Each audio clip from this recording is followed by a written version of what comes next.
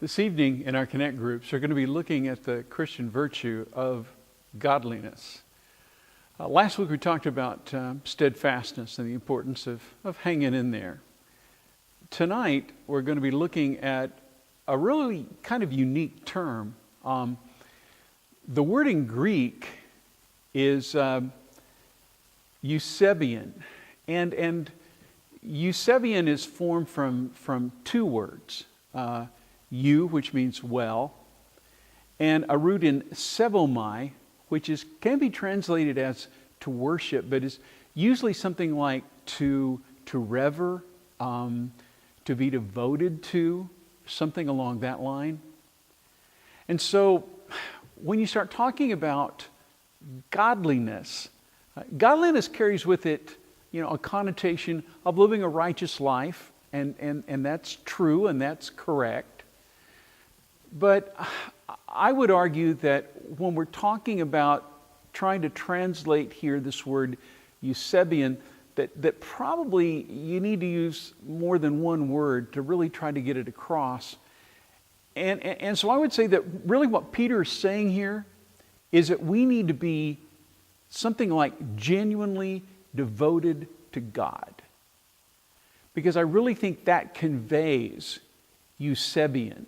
And what Eusebian is telling us, that as the people of God, we need to be genuinely devoted to God. And if you'll think about it, all the Christian virtues that we've talked about up to this point would lead to that and would be reflected in that genuine devotion to God. When you think about it, you look at Jesus.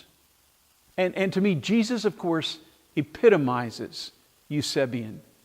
Here is someone who is genuinely devoted to God, whose life and thoughts, actions center around pleasing His Father and doing His Father's will. When you look at the Apostle Paul, I think you see the same thing. You see a man, for instance, who deliberately chooses not to marry.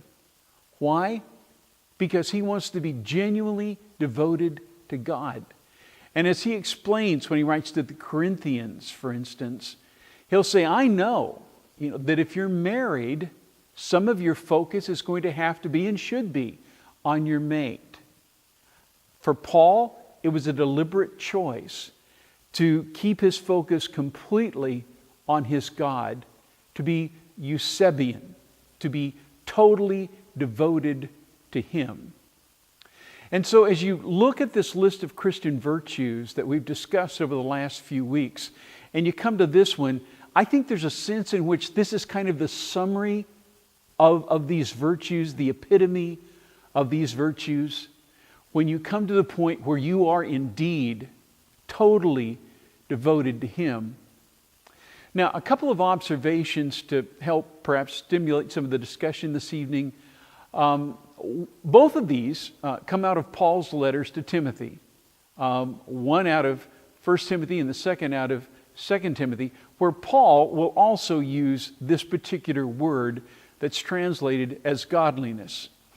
The first one I want us to notice is out of 1 Timothy chapter 4, beginning in verse 7, where Paul will tell Timothy, rather train yourself for godliness. And there's that word, Eusebian.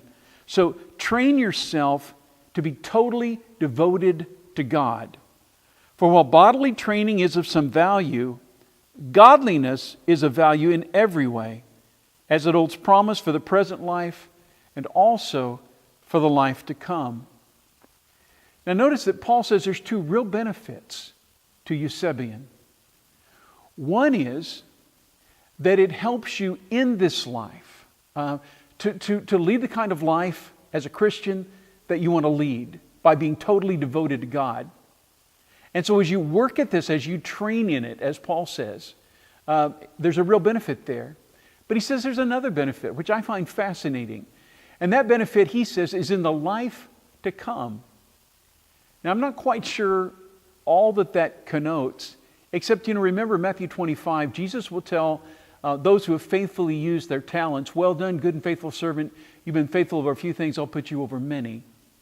I think that in this life, as we devote ourselves to God, that we develop abilities and talents and things that I believe ultimately in the life to come, God may choose to allow us to use there.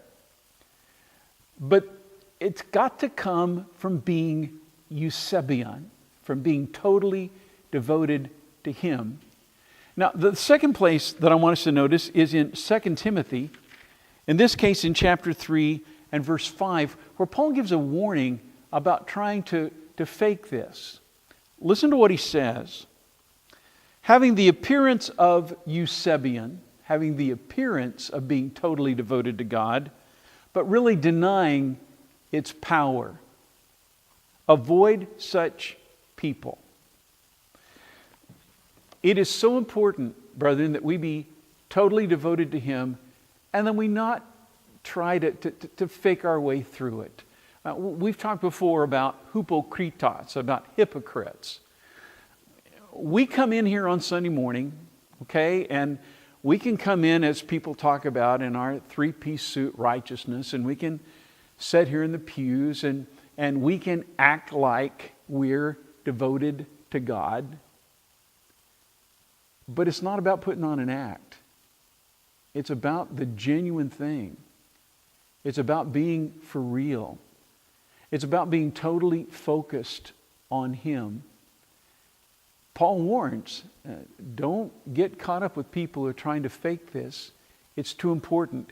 And it is really important. If your focus and my focus is totally on God and totally on pleasing Him, think about the difference that's going to make in our lives, and think about the difference that that's going to make in the lives of others. As Peter says, that's a guarantee, if you're truly devoted to God, that your life is not going to be fruitless, but fruitful. It is going to be a guarantee that you are going to be able to influence the lives of others in a very positive way by your example. And so as you talk about godliness this evening, and as you look at this eusebion, this being totally devoted to God, let's consider ways in which we can encourage each other to be exactly that, totally devoted to Him. Thank you. God bless.